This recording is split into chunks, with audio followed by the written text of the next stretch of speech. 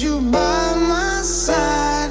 Lately I've been thinking, baby, we could get away and never look back, never look back, never look back, never look back, never look back, never look back.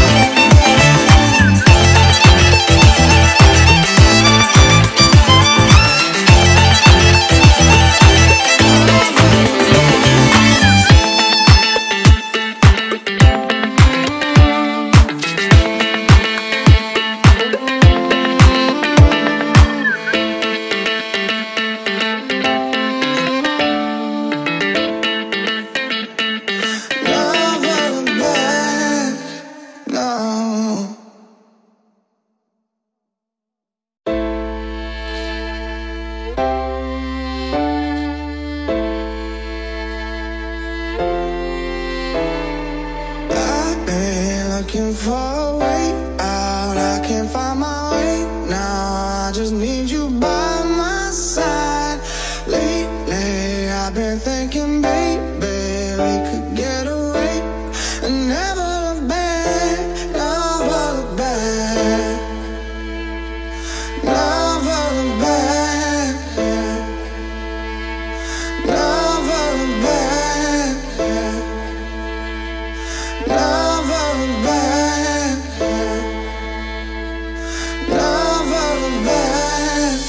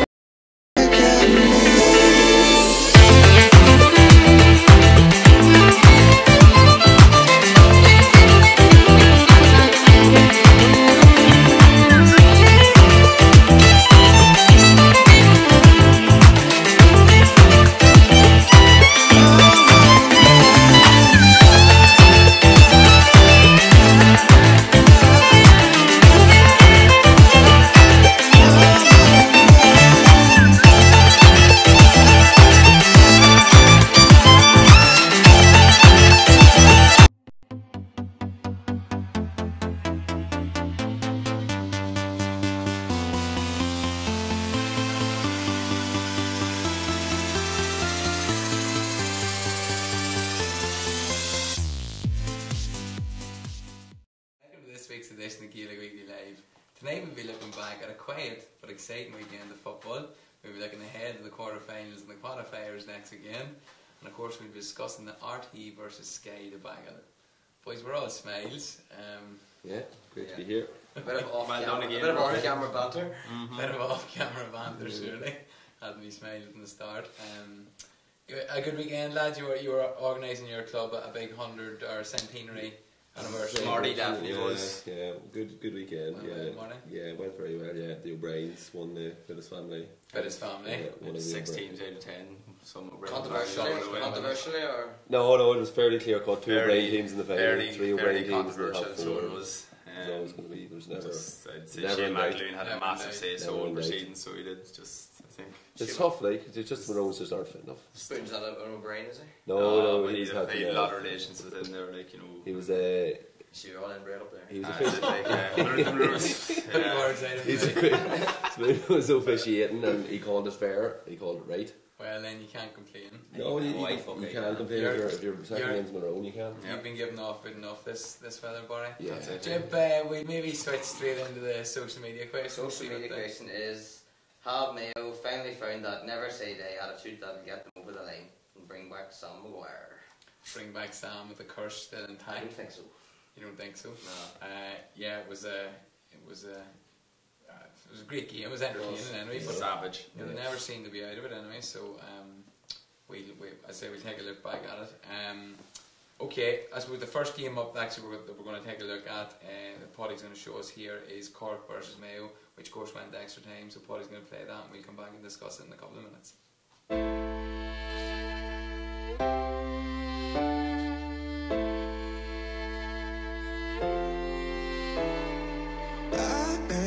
Looking for a way out, I can't find my way now. I just need you by my side. Lately, I've been thinking, baby, we could get away and never look back, never look back, never look back, never look back, never look back.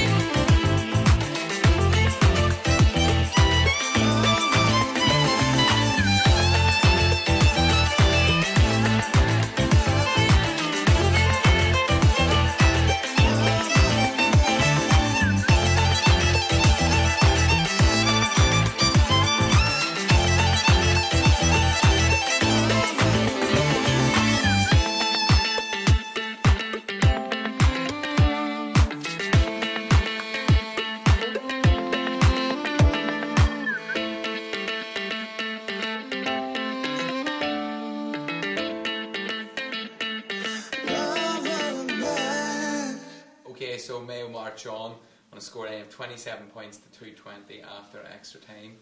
I suppose linking into the social media question, they grind out another victory. Yeah, it's a good win for Mayo, in fairness now.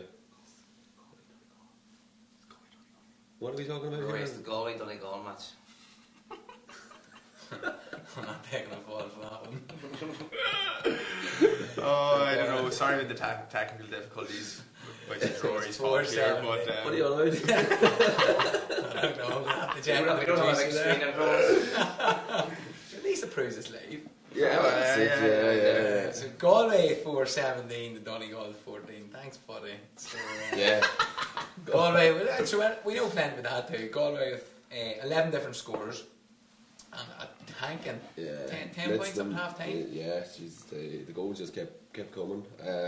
Donegal very unlike themselves, individual errors, and just looked like a team not in a good frame of mind there, really and truly. There seems to be problems there. There's problems in the camp. No spark in them, and the fans are just not good. Yeah. But there's rumours of. Yeah, well, it looks from the outset like it looks like the all's not right. The performance was below par against Tyrone, I suppose, but the performance yesterday against Galway was disgraceful. Yeah.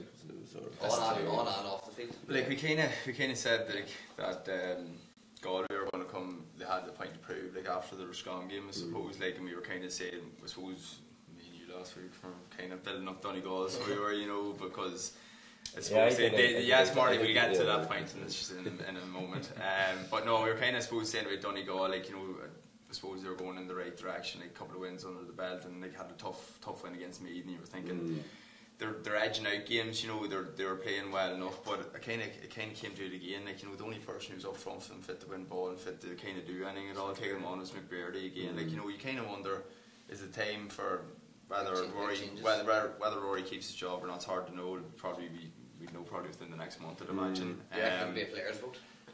Anyway, and it'll be a case of, is it the right time to bring Michael Murphy back into the edge of the square? He plays there for Glenswilly most years, like coming into the club championship, and he's putting up serious scores. So we all know what he done when he first broke on the team, playing full forward. Like, he's a handful for any team, and you need two boys on him. Like, and you're taking a lot away from Donegal. Don't get me wrong, he's fantastic out around the middle of the field, but he could have so much more influence, in the full forward line. And realistically, looking back at the game, Galway completely picked off Donegal in the midfield sector. In terms of break ball, like, there was more times than ever. It was a long kick out for Galway, and the whole of the half back line for Donegal were assuming the break was going to go forward, came over the top, and then they were just straight on, with goal chances galore, and exposed them, and which is very on Donegal. Which is we said it. Rory was looking to change this Donegal team to be a more attacking outfit, but not obviously forgetting their defensive game, but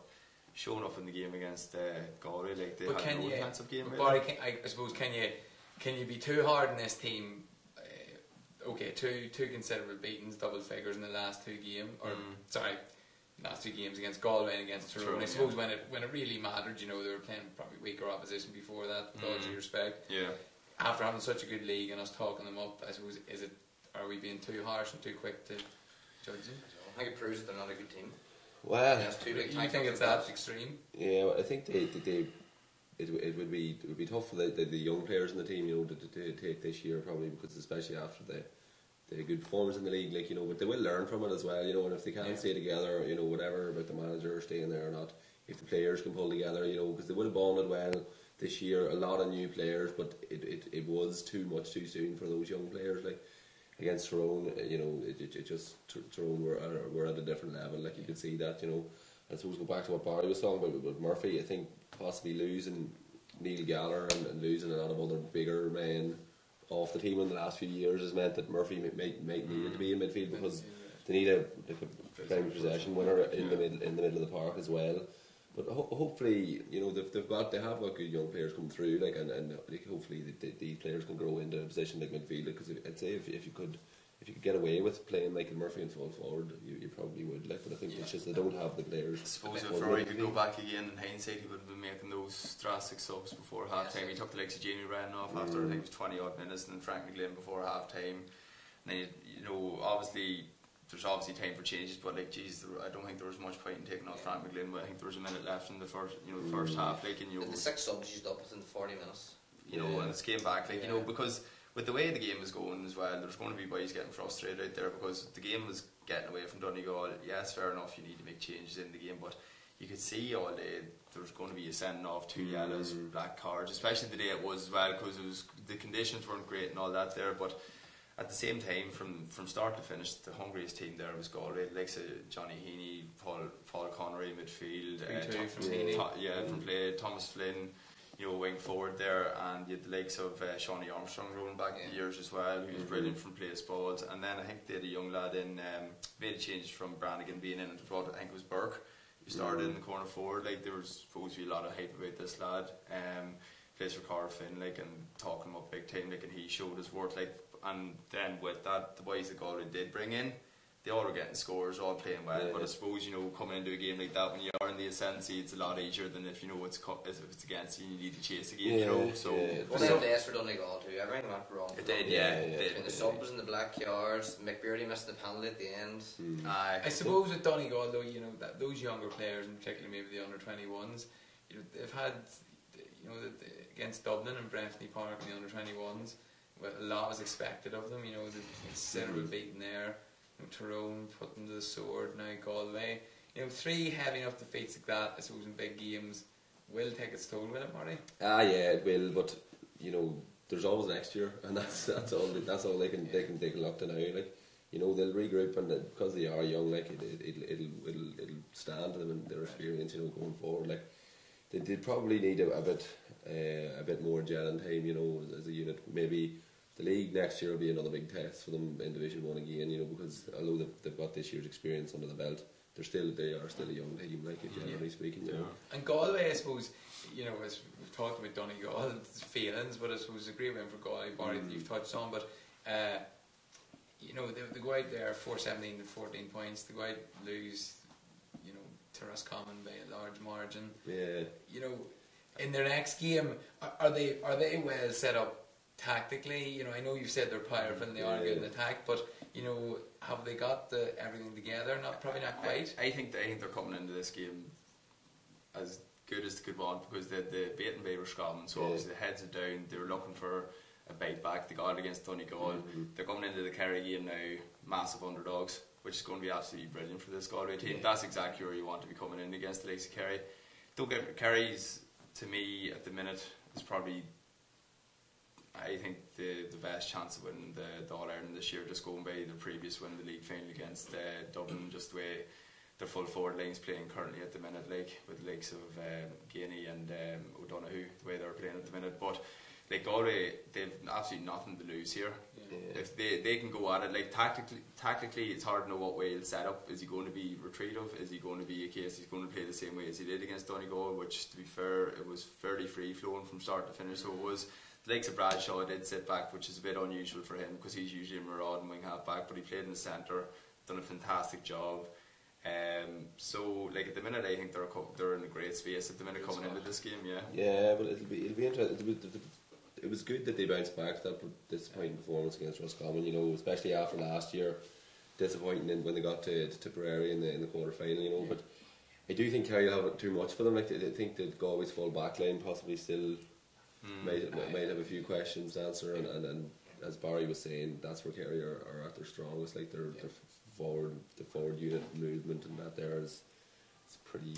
I do honestly think the Galway midfield will be fit to cope with the Kerry midfield. Like, they've a lot of strength and power there, win their own ball as well. Like, and just with the likes of Connery and I think Flynn there at wing forward, I think he's so underrated into what he does for that team. Like, great ball carrier, so as he wins primary possession, gets his marks and all that there. Like, but again, I suppose it comes into what sort of conditions. If it's a real nice dry day, like, that's going to be just key for Kerry. Like, playing the sort of ball they want. If it's a wee bit windy, rainy and all that there, that could come into the physicality stakes. Don't get me wrong, Kerry's not no slouches in that area, like, but I just think that'll be what Galway want to bring it slow it down, a bit nasty. Just on that match, we've a couple come in.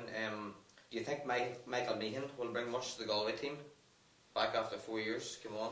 It's a strange one. It's not often you see players come back like that, but it's great to see him back. Like, and he's obviously a local hero. Was he the roar when he came on too? Yeah. he's about a long time. I'm sure he wouldn't be there if he didn't have something to add to it. It's around the same age as Shawnee Armstrong. I think that's 30 now, so it is. Like, so but it kind of depends. Like, I have no idea how he's playing for his club, or if he's playing much for his club. I know he was. What is he? 34, 33, 34? 31, I think he is only. I think he's older now. You can get it checked out. I thought he was He the same age as Shawnee played Armstrong. Hope final against. Three goals on. You'd have been younger. You'd have only 17 then. No, but what I'm saying is, Oh, I thought it was his last year. in the south there, you'd be finished a year or you're a year younger when you're leaving the school. So that's what I mean. Is like you're adding on another year. Maybe someone will let us know. Clarify that. Roger Kane will know because he scored a hat-trick on that. He did give him a bit of a run that. But it's hard to know what. Like, he's probably, like, obviously he's going to be there for a lot of experience for the younger lads and all that there. And I suppose, like, he's been training with them all year as well. Like, and I imagine he's putting in as much effort as anybody else. Is he going to feature majorly? I can't honestly see it this year. Like, I suppose again it depends how he's doing in training. Like, but you know, I suppose like in the game they had against Donegal, like if he was, going on all cylinders at the minute, like he probably would have given more than just the last 8 or 9 minutes. Like because the game was done at that stage, just to give him a bit of a, let the country see what he's capable of doing at the minute. So it's hard to know. Like, I wouldn't like to think he's just a part of the team just for the sake of that. I'd say that Kevin Walsh would only be bringing him in if there was something there to him for him to offer. He'd know himself as well if he if he was at that level and he was capable of offering something. Like I'd imagine that he's back in there with would have just liked to see him get a bit more time, maybe 15 minutes even just to get into the maybe game. This is what they're doing, they're holding him off in the relegation now against Kerry and Croke Park. Be interesting to see now.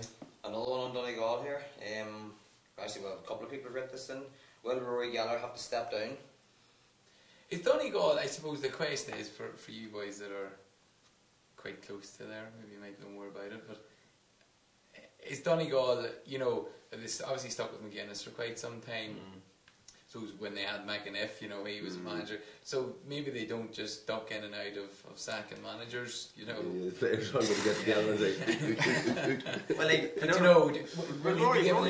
like, Rory's been there a long time too. He's there since he was out of the year, obviously, because he took the under high ones whenever McGuinness and himself had a bit of a tiff, alright. But he's been there since 2011, I think. So there's an argument there that it's going stale in that regard. Possibly, you have to take into consideration the way it's kind of ended up this year.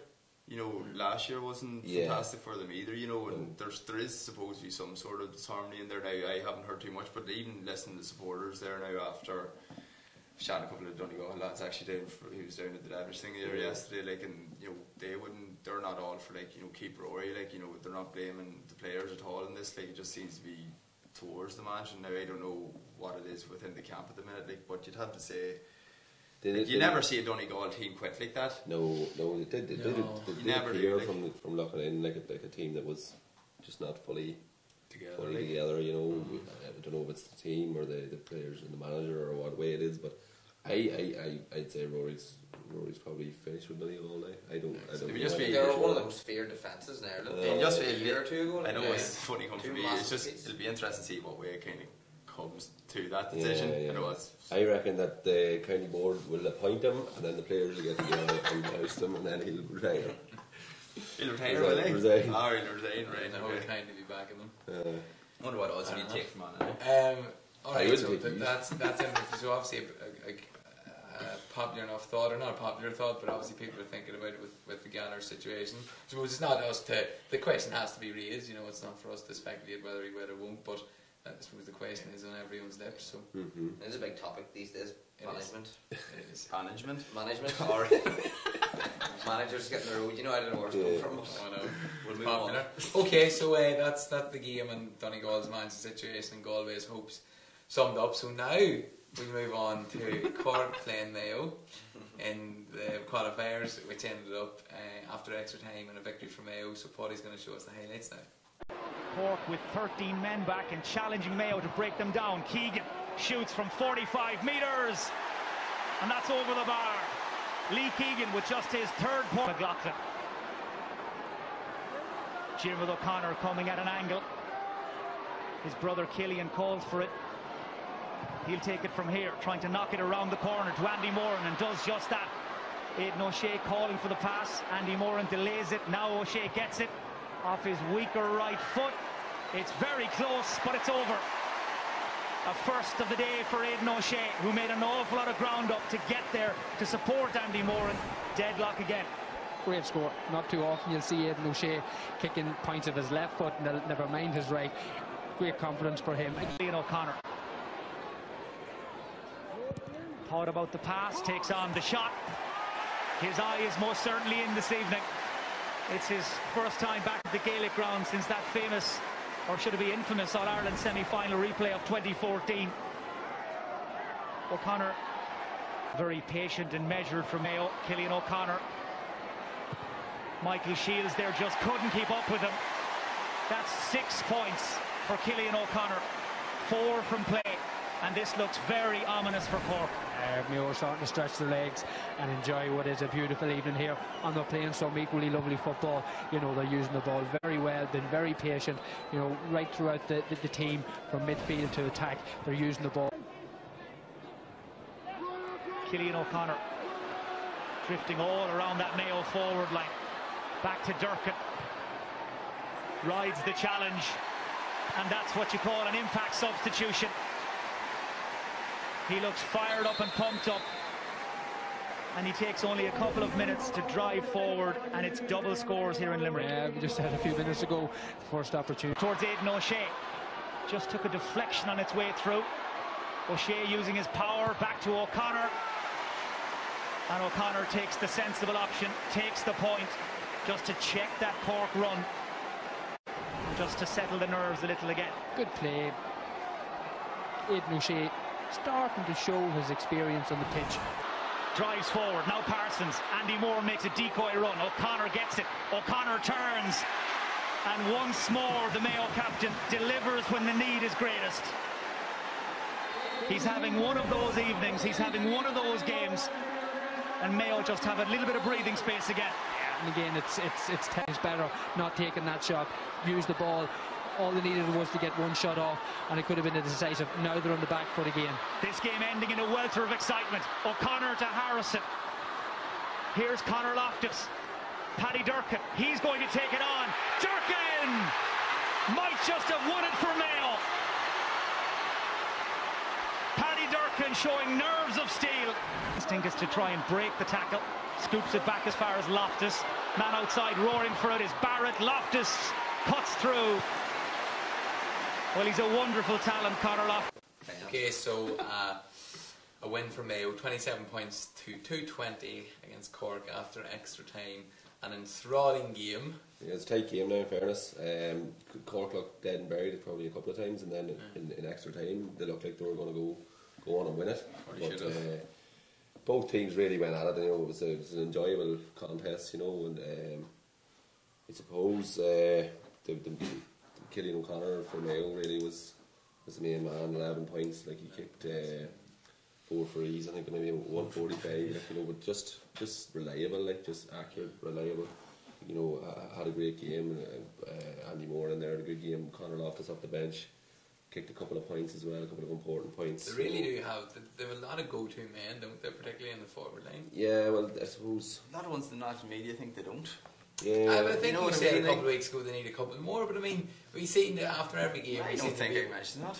I think maybe it was me that was saying that. But you know, we do mention that. We seem to be able to mention after every game, you know, one stepping up. Yeah, and the take the next responsibility. Day. Andy Moore's movement was unbelievable. His movement was savage, so it was like, and just he seems to always do the right thing when he gets the ball. It's not a case that he has to go selfishly and look for a score. Like if he can't get by that man first, he'll recycle it and bring it back out and bring someone else in. And he's a player that maybe 3-4 years ago you might have looked at and thought he was finished. Yeah, but no, he's a new lease of life in there, and I suppose. He looks old. That's probably what was going on. That's probably it. Like, but the thing for him that suits him as well is he's always the one who's within the 14. So he's always the man running the diagonal angle. So he's, and then it's the likes of O'Connor who's coming out slightly, dinking that ball into him. If Moore's not getting the shot away, O'Connor's coming off again. Have to say, we were saying last couple of weeks as well, like saying O'Shea again, he's storming game again. So he did, you know, what's I'd still say that those two boys will be marshalling well enough against a team like Kerry or Dublin.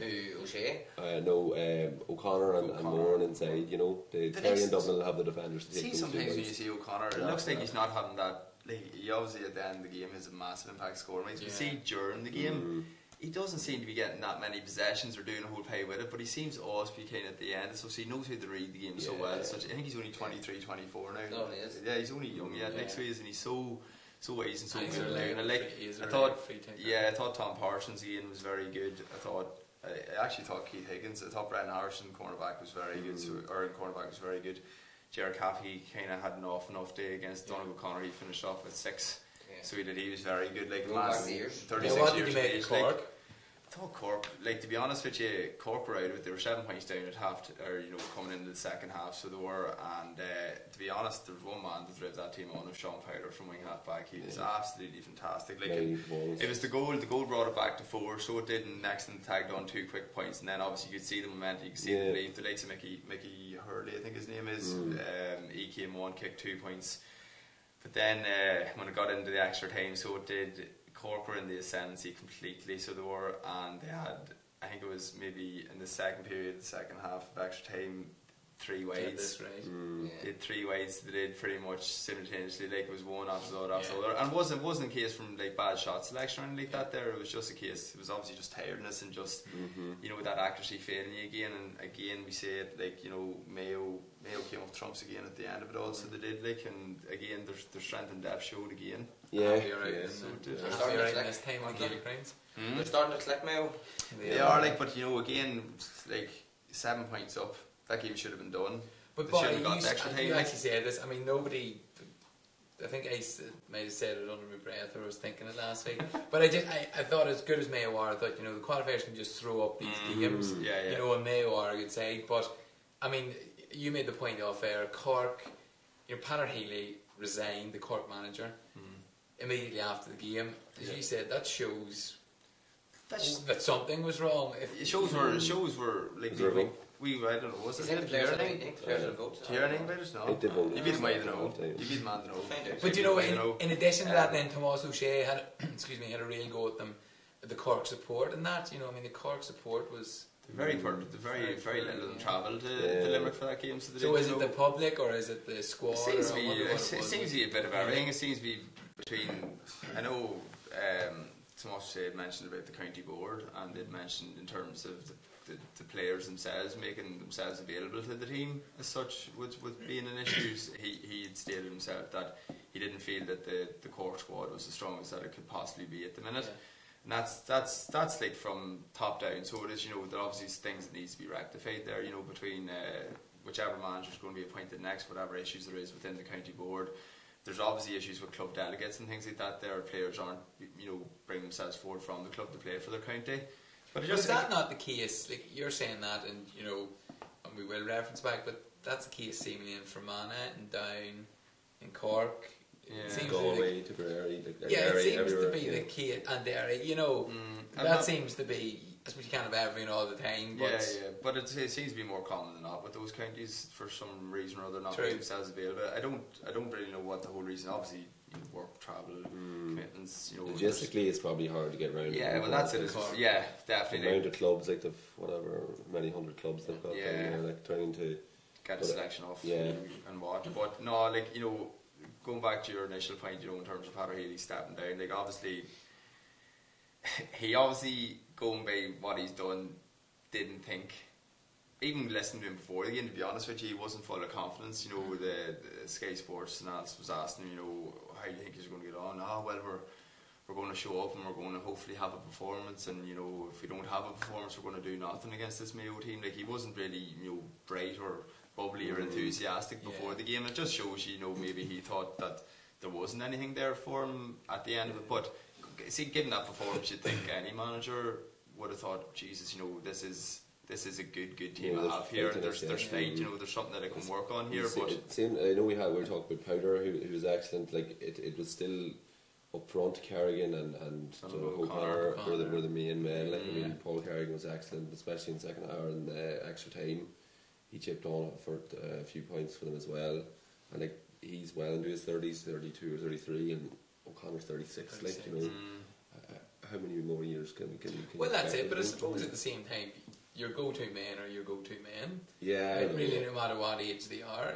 But I'm just what the Padre Healy, like possibly thinking, you know, the two of the main men I have out there might not be there next year. You know, there's a bit of faith in these guys, but I would imagine that there must have been serious problems for him to walk away like that just after the match. Just straight away, aye. Yeah. Seems to be the case. We actually already. have questions stood in from the Cork. From the Cork? Cork match. Is Billy Morgan the man to lead Cork? The return of Billy. Well, yeah, I think that, and I don't know. We don't know much about Billy, but I actually got a wee fact on Billy. Billy led Cork to consecutive All-Irelands in 1989 and 1990. That was his first stint. Then he came back in 2003 and won a provincial crown. Tomas O'Shea was actually talking about him yesterday as well. So Yeah, I mean, he's obviously a big record. it's a big name down there. Now. Yeah. Never go back. Once you're right, you're right. Yeah.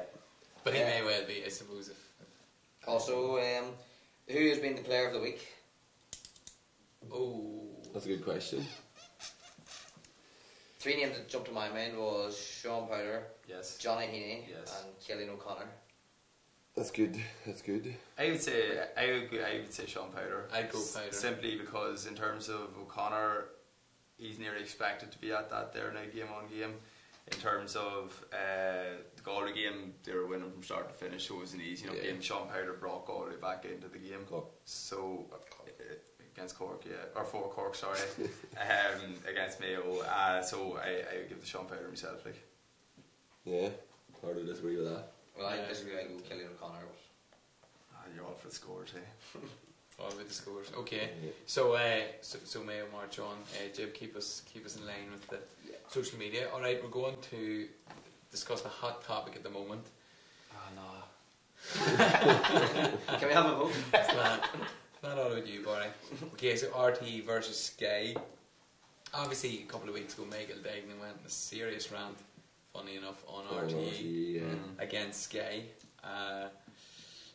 So I suppose the rant is, you know, Sky is costing the ordinary man money. You know, that they're RT obviously don't like that it's no longer a monopoly. Marty, what's your take on it? I wouldn't be on the side of Michael Degnan on this one anyway. I think that competition is required, competition is necessary. Like RTÉ've given up the rights to the league football. I'm not sure they show any club football. They don't. You know, they don't show kind of cup matches. There's a lot more RTÉ could be doing. Their league coverage, you know? Their league coverage, all in all, has always been poor. Yeah, well, it's non-existent now. And their highlights even in Sunday or Saturday game, Sunday game for the league itself. I mean, if we reach out with this earlier, the qualifiers weren't even all on TV anyway. No, the RTÉ have always had a limited spread of games anyway. So it's not a case, you know, that they always had the best games or they had a lot of the quality games. They've never had that. They've had it on the radio. So they had in terms of a lot of the games and the coverage of that there, but actual televised coverage, they've been actually, well, from when I've been growing up, they've always been quite limited. So in terms of seeing Sky now being another contender and the likes of even Air Sport as well with the National League, they're very, very good in the terms of their coverage there. I think they're doing 2 to 3 games per weekend whenever the National League's on. And they weren't, you know, it wasn't just Division 1, even Division 2, it was other, you know. Yeah, it was Division 3 and always being shown as well. And you kind of think with RTÉ, like they're crying about it, and it seems to be always on the show that they're doing, and obviously they're the boys on the show talking about it and all that there. But what about the cost, you know, getting back to basics, you know, what about the cost to the ordinary man, I suppose? It's kind of fairly, you know, it can be a hefty subscription, but like you're paying, you know, you're paying for what you get. I know they you are just pay for the Gaelic, like you pay for, you watch all the sports, whatever movies, whatever kind of funny channels are in the gym, and that kind of stuff. But like you pay RTÉ, like you pay a TV license in the south, and they're still advertising even though they have a TV license. They get TV license money from the state, and they get advertising money. You know. And Sky are changing their coverage now, their packages where you can kind of cut and paste whatever you want yourselves. Like, you know, you can get rid of like the cricket, golf, and all that there, and you can have like whatever, just the football if you want, and then that's going to shorten down the cost for yourself as well. Like, so at least they're being proactive in terms of helping the person or making the money or paying the money for it. And it's strange because, you know, a number of people have said to me about this show, and we show certain highlights of the games, and you know, they say that's actually great because if they can't catch it on on a Sunday evening, or they might not be able to catch. Not everything, as you say, it has been shown on RTE.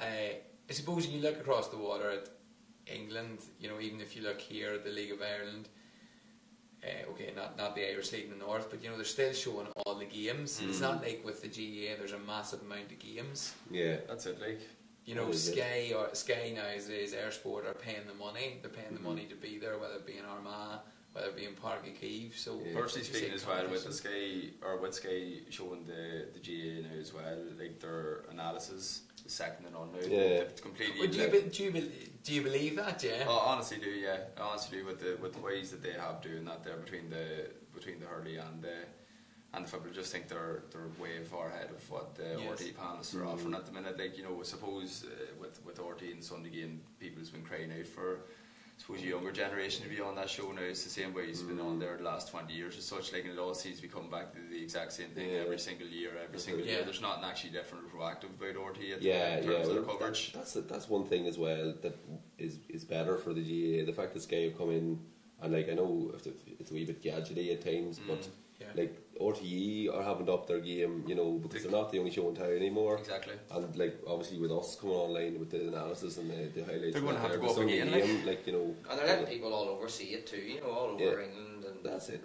You know, even got a message from a woman here, Ciara McGorman. She says in favour of it. We watched all matches this weekend in Philadelphia. That's it. There you go. That's so I mean, the beauty of it, like. And I think it's strange now that RTE would use the Sunday game for Michael Degnan to come out and have. They don't use it as an excuse so people will turn off Sky and watch. Well, the other thing is, ironically, if you have Sky and you wouldn't have sports on RTE, sometimes in the North, you can't get the live coverage. So they're saying soccer, or whether it's the GAA that we're going to talk about. But Michael Degnan was complaining that his father couldn't watch the sports anymore. Because he didn't have Sky, but he was tweeting about the Lions match the day before. That was on Sky, like, so we won't let the old lad around the house to watch the telly, you know. Poor man has to leave the pub. That was hilarious whenever I saw that there the following day coming up in my newsfeed. He's getting a tough time now, this Michael Degnan. Davy Fitz had a right cut at him there yesterday as well. Davy did, he's definitely. He's never shy, for it, will we? Jesus, if you want to, like. He's never shy. No, in fairness, but what Davy's saying is right, is, you know, that he's not a manager. Like, Davy's at the top level. You know, he's won an All Ireland with Clare. He's won titles, a league title with Clare. You know, he done a right job at Waterford when he was there, and he's taken Wexford to a higher level. He's trying to do something. Whereas, you know, the lads are sitting up in the studio telling him that he's ruining hurling and all this year. Can I carry on? I'd be Davy Fitz's side there. Horses for courses. Yeah, that's it. And I suppose the good thing with Sky, as you said, of getting to the pub, you know, it used to be, you know, it used to be the case, like, I'm going up to town to watch this match. I was not on TV, and you know, nothing ever used to be on TV. You know, now if it's on Sky, you might have to go up and a dodgy box. Oh, that's the thing. You want to stay away away from it. Right, never had one, but I heard there. You want to stay away from it. You do. Jim, much more. Can Galway win the All Ireland? Yes, but they won't. Which code? Galway for the double.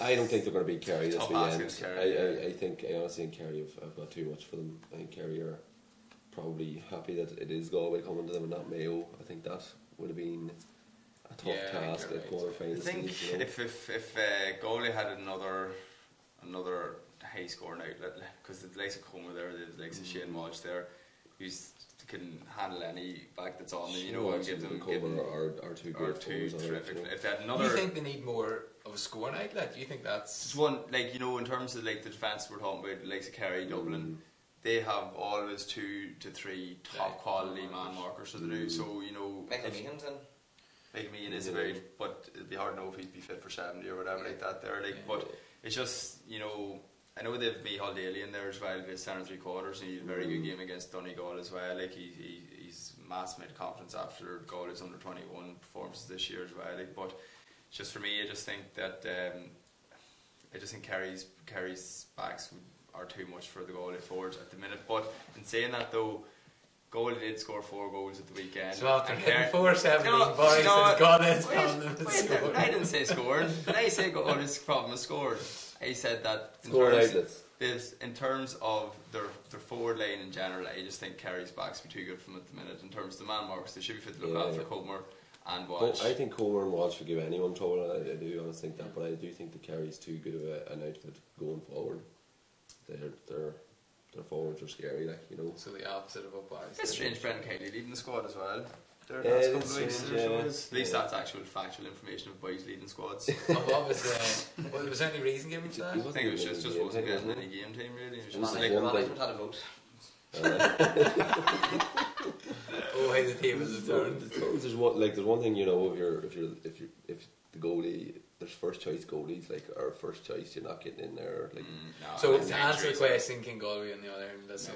I don't think they'll get past next weekend. Well, they might win the hurling. And back on our social media question, which is the other way around, can Mayo? No, but we have a few different opinions, and they're actually all no. I don't. So think they're not different opinions. I don't think Mayo have. Basically, because I think it's Dublin's year. ... Again. No, Mayo won't get past the quarters. Dublin, Kerry for Sam. No, if there's anyone but the top three, then it'll be Galway. So whoever said that they're getting by the quarters, they don't think they're going to get by Roscommon? I don't think they're getting past Roscommon. No? Really? You're pure Roscommon this year, eh? You can call Marty's made the calls this year. Me and McStay like this, hey? He's telling me all the information. I don't know, I think so that's pretty conclusive then, Jim. There seems to be a few knows there. Whoever's talking about that Kerry Dublin team, I wouldn't like to meet them, they'd be strong. Alright, so back to you, Roy. Okay. On the preview, thanks for that, Jim. Alright, so I think we'll wrap it up actually with Kerry Galway, saying as we've already started in that, so you both believe it'll be a Kerry win. Yeah. It'll be interesting. It'll be an entertaining game, like, so it'll be between the two. I think we were kind of when we spoke about Galway coming up to the league final against Kildare, we were kind of intrigued to see what they were like when they got up to Dublin, you know, especially big Comer and that there. Kind of, I'm interested to see how he performs. I suppose Kerry, and we discussed it at length. It's a popular notion around the country anyway that Kerry obviously aren't really tested until they come maybe even to the semi-final stage. But the fact that they're coming up against a team that hit 4-17 against Donegal last week, a team with momentum, I mean, I think it'll go the distance, will it? Yeah, it will go 70 minutes together.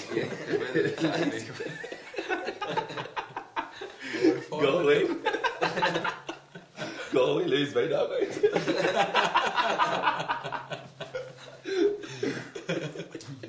So it'll go the distance. But no, it'll be geez, that was class. But no, Galway definitely coming into the game will have serious amount of confidence and momentum. But it'll be a bit like the way they played against Donegal. Donegal gave up really after 20 minutes after the first couple of goals went in. That's serious. And what's serious? You know, you freely saying that for a Donegal team, like. I think we still got the camera. Yeah. Oh, sorry. Yeah. I was thinking, are you serious?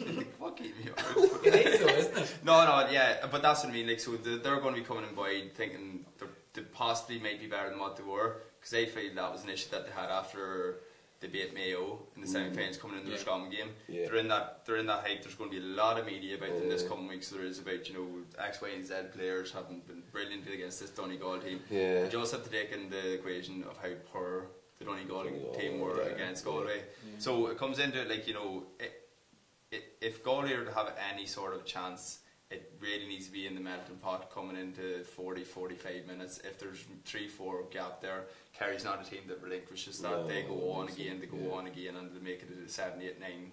So because generally whenever teams like Kerry come into this stage of the season, they set out markers. So they do, like, I mind the year even we got the quarterfinals to play Kildare, the game before us, and I think they beat them by 20 odd points. So they did, so they leave a marker at this stage of the season. And my only fret for Galway is that they might think they're better than what they currently are at the minute, and Kerry will give them the sucker punch and that'll be it. Or what do you sucker blow? So Kerry to win, and I suppose we've touched on Mayo, but Roscommon up against Mayo. Let Marty go into his boys and I fancy Roscommon for this, you know. Mayo they've come through a tough few matches, you know. They have like especially with the extra time this week, and they had extra time against Derry, and they've been rattled, and I think that Roscommon are going to be buoyed. I know that Mayo was a kind of a bogey team for them, but I think that they'll be I think they could push them. That's the only thing I'd have against Roscommon against Mayo. It's just that with them in the league as well. It's just that kind of, you know, historically Mayo, Roscommon, Mayo's always had the upper hand. It's always been the case, like, and the only kind of point you'd have against Mayo at the minute is just the recovery, because that was another extra time game. They've had one against Derry now. They've had another one now against Cork. Then we talk about their squad. We talk about their squad, yeah, but a lot of those boys came on early, like, because you know Paddy Durkin came on. He came on for Lee Keegan whenever he got black card. That may be a bit of a blessing. Lee Keegan kind of came off early because he's going to be ranting and raving to go again next week. For Keegan. But to me, I just think I keep saying, like, I honestly think Mayo have a very, very good chance to win the All Ireland this year. Like, I think they'll have too much for Roscommon. In general, I don't think Roscommon have the backs to deal with the likes of Killian O'Connor at the minute. He's in flying form at the minute, and the likes of Lee Keegan. I'd imagine probably Paddy Durkin will probably come back into the starting team again, because he was brilliant whenever he came on against Cork there at the weekend. Tom Parsons was very powerful in midfield again, so he was Aidan O'Shea's flying, Andy Moore, and you go through the whole team from back to front, like, and there's not a weak link there at the minute, so they're all playing, they're all itching to get starting, so that's only good for a team coming into quarter-final team. The sofa's divided then? Divided again, right? I'm at Barry, I think Mayo. Just think they're coming in the Don't be like last week. That bodes well for Could me. be a bit of, again. O'Shea's the big one. O'Shea's starting to. He's just powering through everything. So he's like, really good quarterfinals. The thing about him as well is that he's starting to put scores to his game now. Yeah. Like, it's not a case that he's bulldozing, getting frees. He's getting by that now, and he's thrown over. I think he scored 3 or 4 points at the weekend there. Like, you know, so only bodes well for Mayo. Okay. Down versus Monaghan then in the qualifiers, and all Ulster Fair and Croker. It seems like a while since we've heard from these two teams, but I think that Monaghan will be out for rounds this weekend, and that Down will be smarting a wee bit from their defeat to Tyrone in the Monaghan. I would have fancied Monaghan to beat them first time round, and I'd imagine that they'll put them to, you know, the last day out, like you had like a Drew Wiley, Ryan Wiley, and fellas like that not having good games, you know. And but does the Barry said about Down playing Tyrone and Clones in the big pits? You're saying the athletic grounds and Uri were both tight and suited them. Yeah. But I suppose Down beat Monaghan obviously in what was a tight ground. But does Croke Park necessarily suit Monaghan? To me, it does definitely. Yeah. Yeah, with the likes of Colin Walsh and the likes of Conor O'Connell going down the wings, like P.S. Darren Hughes, Kieran Hughes spreading ball into the three boys in the full forward line, Jack McCarran and McManus, like, you know, the way, like, Monaghan's definitely not going to be nearly as navy as they were the last time to allow Down come so far down the pitch and kick these diagonals in the likes of Harrison, you know, in the full forward line. It just won't happen. Like, Malachi's too shrewd for all that to happen, and Malachi will know from the last game as well, played against him, in terms of what players picking up here. He'll have all his homework done. Not that Ian Burns won't have his done, but I just think Monaghan in general. And also, we come back to it, like, you know, how deflated this Down team would be after the Ulster final. Like, all that emotional energy going into the high of being in the final and then getting the trouncing as they did, and then trying to pick yourself up again from that there. Like, a lot of these boys might think this has been a pretty good year, you know, and like that would be my only fear. Like, in this Monaghan team, they're itching to get to the quarter-final stage again. So for me, like, I just think Monaghan would have, I can see Monaghan win by 4 or 5 easily, personally speaking. And Monaghan will set up, as of course, will set up a quarter-final against Tyrone, which will be very interesting. Yeah, definitely. Definitely, because Kildare can't play Dublin because they played in the Leinster final. We've got it right eventually. Yeah. We have. On to Kildare then, Kildare versus Armagh. These are taking on the Lily Whites. Pardon? Kildare haven't beaten Armagh yet. No, they haven't, no. I wasn't assuming that. You're right, Martin. Yeah. They will though. They will? Yeah. It's the end of the road for Armagh. Yeah. You know, they were beaten well by Dublin, but I was impressed by Kildare in the Leinster final. I was impressed by them against Meath as well. they've got some great players, you know. They've got some fantastic forwards. Flynn, Brophy up front. Your man is Feely in midfield. They're class players and they're powerful, you know, and they're in good shape. And I think they'll be obviously disappointed with the defeat to Dublin, but I don't think, you know, I think that they possibly, you know, would have been in the back of their heads anyway. You know, that this is a serious team. This is where we could be going. You know, Armagh have obviously put together a few good performances and have won a few matches, but they probably haven't met a team with the calibre of Kildare yet, with respect to present company. But they'll come a cropper against Kildare. You know. Barry. Yeah, I think Kildare will get the wins, so they will. Suppose just being in Croke Park as well. Like they've only played there a couple of weeks ago. You know, having that experience. The Armagh team hasn't been there too often. You know, it's going to be a double header, big crowd. Kildare's only played in a full capacity in Croke Park. The players. Will Armagh's forward line enjoy Croker? Well, with the way, like I can only speak of how they played against us. You know, they were looking to get a lot of quick early ball in, so they were. The likes of Jamie Clark was mopping up everything that came into him. Like, but I think Ollie Lyons will probably take up Jamie Clark, and Ollie Lyons is one of the best cornerbacks in the country. So he is. So I think he'll be fit to sort him out. So he will. And I just think in terms of I think the midfield pairing of Kildare's is better than what Sheridan and Grugan, I think it is the other midfielder for Armagh. I think they've a wee bit too much there, and then just in terms of the attacking power, like Kelly be mad, Neil Kelly be mad for this game because he showed quite enough appearance against Dublin, so he didn't in fairness, like Daniel Flynn done a couple of amazing things, like, but he didn't have a really great game, so he's going to be itching, chomping to get back out in Croke Park again as well. They showed serious potential for against Dublin. Yeah, because like it's not easy to play against Dublin, you know, but I think they'll have enough for Armagh. You know? Kind of saying there as well. I'm smiling there, Marty, because I'm just thinking to myself, Kildare can't play Dublin if they win. Yeah. So they'll be playing Tyrone, and if Monaghan win, they'll have to play Dublin. Slow down now. It's a long weekend. No, so Kildare, I suppose Kildare would be set, you know, for a victory for Kildare. They'll play Tyrone if Monaghan win, you know, which okay, you can't predict it, they may not be thinking that, but you know, they probably will be thinking themselves, right, if they win, you know, they have to play Tyrone, so they'll be thinking it's a fresh challenge. Yeah, that's true. Yeah, that's true. You know, it's not Dublin again, it's Dublin further down the line, but with 2 games to possibly improve, so. Well, I think that just kind of going back to my previous point there, you know, it was all about how deflated Down would be after the Tyrone game. Jesus. Oh my God. Couldn't tuck out half the precinct that. You alright? Sorry, technical difficulties have been at an all-time high today. Very loud. 40 you should have known earlier now. But so I was on it, so Down being deflated after the Ulster final, and it'll just be a case that I suppose Kildare won't look at it as being that bad after the Leinster final because they played quite well. Do you want to cut for it? Is he still talking? Right, I'm done. Right. I'm going for a shock. I'm going for an Armagh win. You're going to go for Armagh win, yeah. I think McGeady will have them well revved up. Yeah. I just think it has to be a shock somewhere.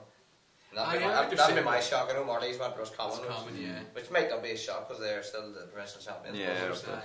Armagh's been my shock. It's good to have someone called. It's also good that Jid brought this completely back round again. Yeah, we're coming back to show again. Colin McDonald, Roscommon have played Leitrim and a septic Galway outfit. Can they really make a semi-final? No. Yes. Septic Galway outfit. That's a bit harsh. They were pretty septic that. They weren't great. No, we all one knows. I don't think they can, Fortunately speaking. You think they can? I think they can, yeah. I think it's time. It's time for Roscommon to beat Mayo. You're not normally wrong either.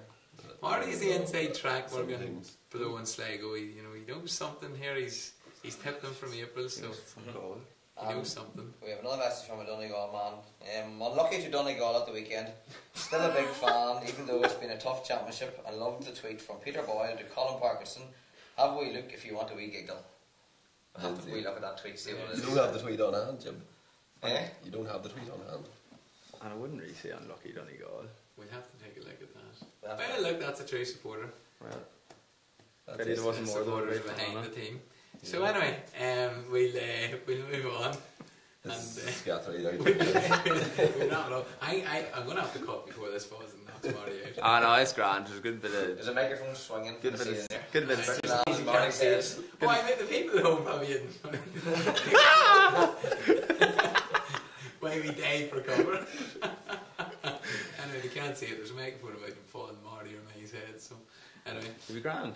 Alright, Alright. so Janet, then Mayo don't have what it is to win. Nobody thinks they can win us. That's a strange call. Laurie thinks they can win it. I think they can Yeah, win. I think they can too. I think that's a really strange. But Depends on the draw too. Well, that's it now. They're playing. Well, they have a Scotland, like. They beat them, so that's them into a semi-final. Yeah. And then it'll depend who they get in the semi-final. If they beat them, they get to the final. And if they win the final, It should go. The draw's already made to the semi-final as who well. they play in the semi-final? Rory. Kerry or Galway. Trumbull's Dublin. Should play Galway, they'll win the final. But they're not playing Galway because Kerry will beat them. And Kerry might beat Well, look, them. I do think that's strange. I mean, you know, I would have thought definitely they were, but the people have spoken. They were. Here we'd argue with the people, Rory. Exactly, That's it, Rory. Exactly. Alright, lads, thanks for Great show. an entertaining week, alright. Yeah, it's Marty's mad for bed. mad. Maybe a cut. Game of Thrones. Oh, watched it. Game of Thrones, I episode see, yeah. 2. Back Good. off tomorrow morning. Boys, the views are off today. Aye. I'm on holidays now for a few days. Alright, boys, we'll wrap it up. Okay, folks, thanks for joining in. We're all going home now to watch the final of Love Island and Game of Thrones. Yeah. Could be another late night for Jon Snow's dead too, by the way. Alright, folks, tune in next week at 7:30. We'll be back to discuss the quarterfinals, the qualifiers, and we'll see you then. Good night.